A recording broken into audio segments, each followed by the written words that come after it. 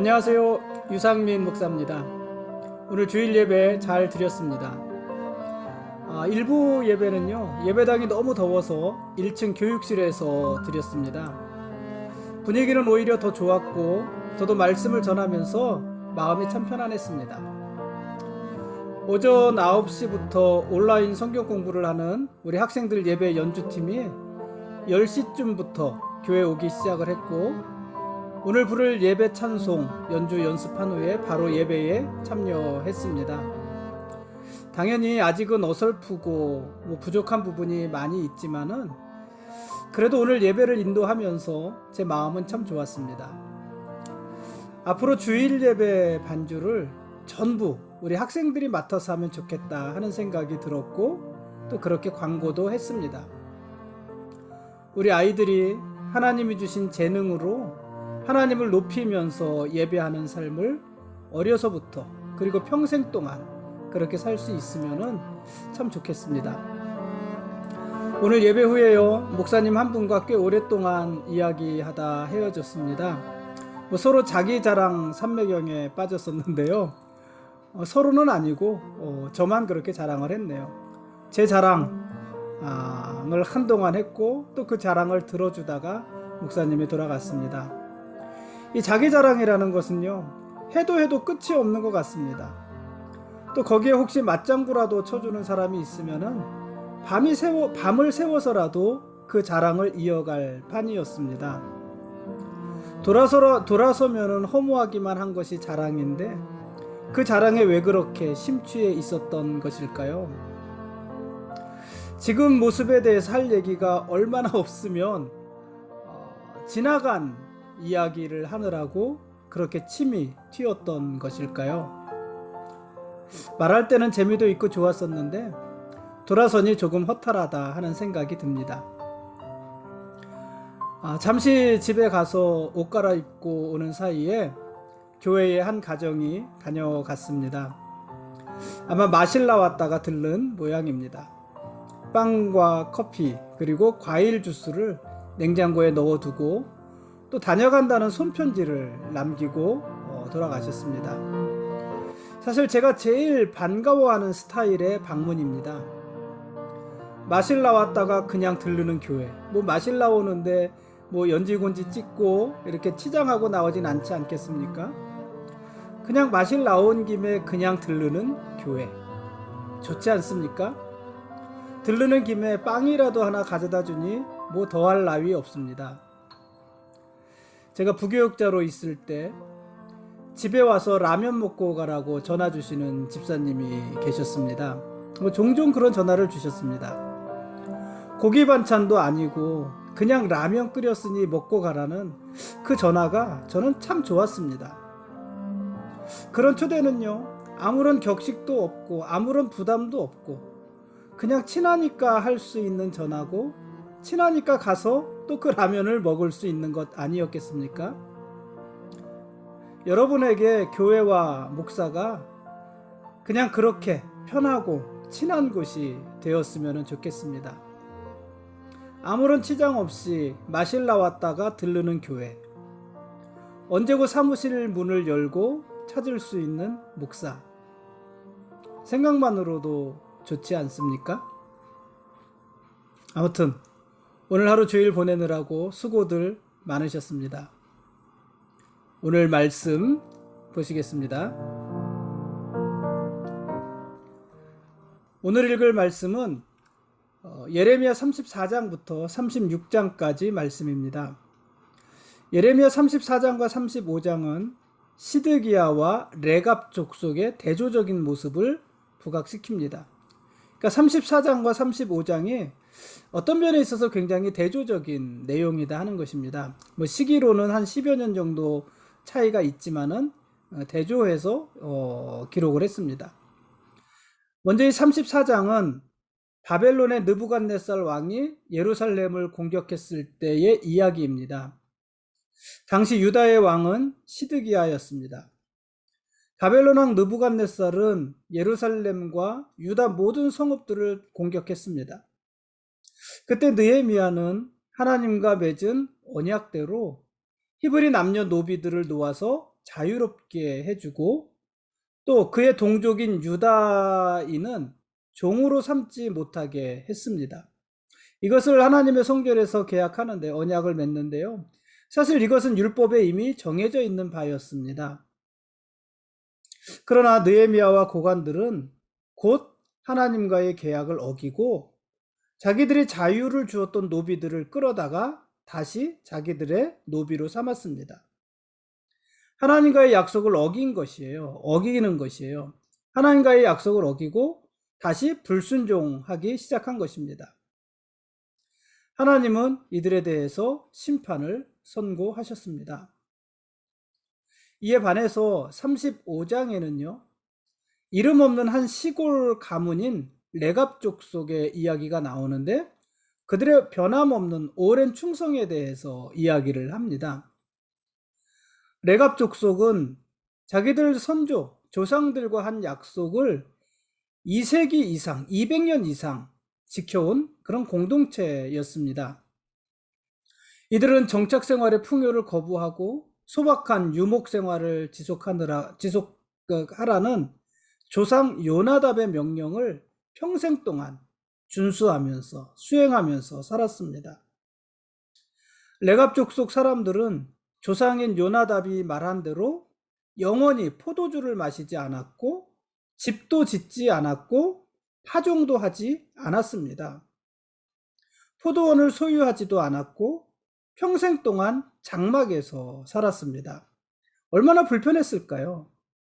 가나안 땅에 들어가서 이미 정착하게 되었는데 정착을 거부하고 유목하는 삶을 살았다는 얘기예요. 유목의 불편함을 그대로 겪으면서 살았다는 것이에요.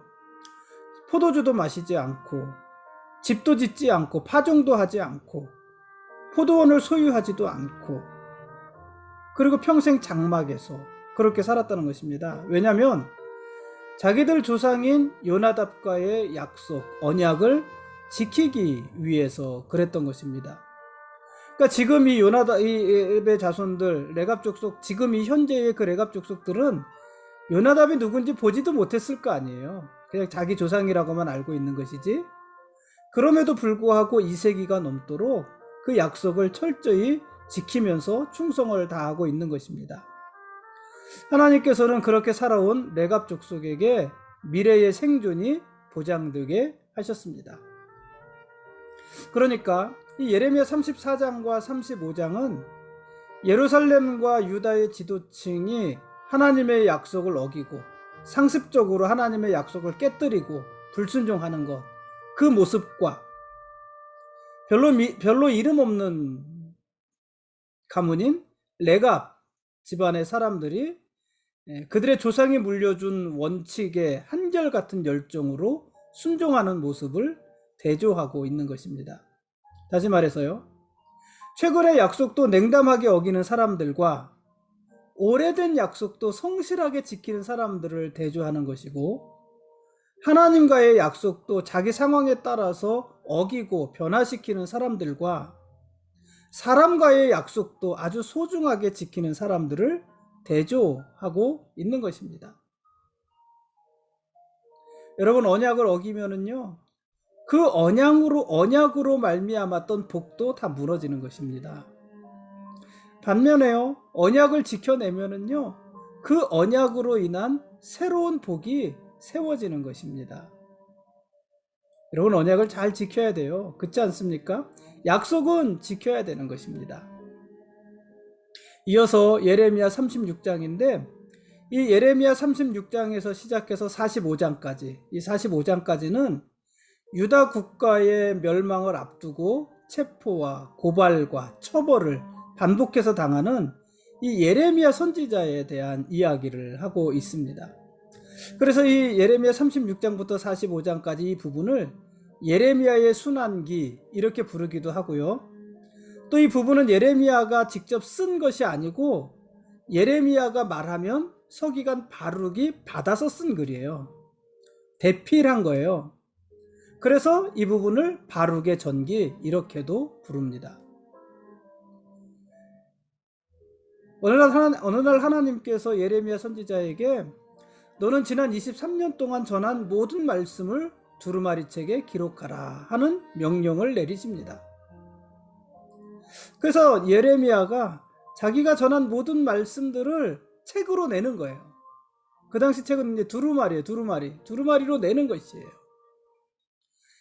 예레미야가 말하면 서기관 바룩이 그것을 받아 적어서 책으로 만든 것입니다. 그리고 그 다음 해에 이미 성전 출입이 금지되었던 예레미야를 대신해서 바룩이 예루살렘 성전에서 그 말씀을 낭독하게 됩니다. 그때 유다의 고관들은 바룩이 낭독하는 하나님의 말씀, 그 말씀을 듣고 두려워했어요. 그리고 이 바룩이 낭독한 이 두루마리, 예레미야의 글이고 하나님의 말씀이잖아요. 그것을 곧바로 여호야김 왕에게도 전달을 하게 되었습니다. 그런데 유다 왕 여호야김은요, 고관들과 반응이 같지 않았어요.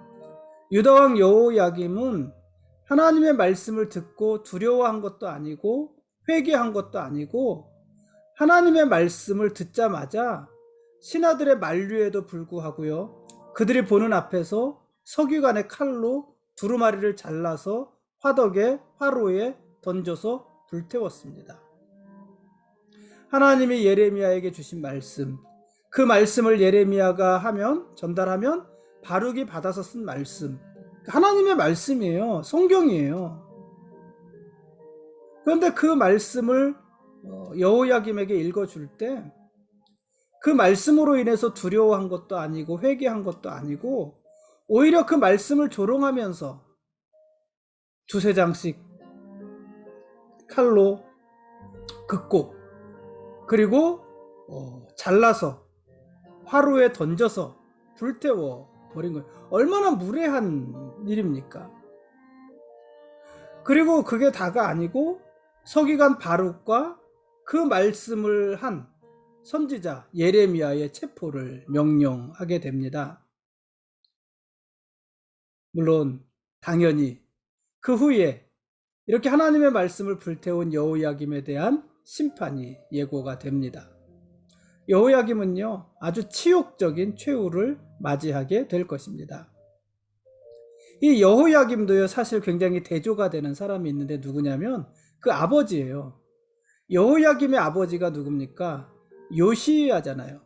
여러분이 예레미야서가 읽으면서 조금 헷갈리는 것이, 시대순으로 이렇게 쭉 질서 있게 기록된 것이 아니라 왔다 갔다 시간의 전후가 왔다 갔다 이렇게 기록이 되어져 있어요. 그래서 조금 헷갈리는 부분이 사실은 좀 있는데, 이 여호야김의 아버지는 요시야예요. 그러니까 여호야김은 그 느헤미야보다 훨씬 이전의 왕이라는 얘기죠. 그렇죠? 그러니까 느헤미야보다 이전의 왕인데 지금 또 이제 여호야김이 나중에 기록되는 거잖아요. 어쨌든 이 여호야김의 아버지는 요시야인데, 요시야도 성전을 수리하다가 하나님의 율법책을 발견하잖아요. 그리고 그 하나님의 율법책을 낭독할 때에 요시야는 자기 옷을 찢으면서 회개하지 않았습니까? 그런데 그 아들 여호야김은 하나님의 말씀이 낭독되는 것을 들을 때 자기 옷을 찢으며 회개한 것이 아니라 성경을 찢었어요. 하나님의 말씀을 찢었어요. 그 성경이란 것이 지금 우리가 보는 그 66권 성경, 그걸 말을 한다는 건 아니에요. 하나님의 말씀이니까 성경이라고 제가 기록을 지금 말씀을 드리는 거예요. 그 하나님의 말씀을 찢었어요. 자기의 옷을 찢은 것도 아니고 자기의 마음을 찢은 것도 아니고 하나님의 말씀을 찢었어요. 그리고 그 말씀을 받지 않았습니다. 그 말씀을 불태워 버렸습니다. 하나님이 이런 여호야김을 심판하지 않으시겠습니까? 그 이야기를 오늘 우리가 읽는 34장, 35장, 36장에 기록을 하고 있습니다.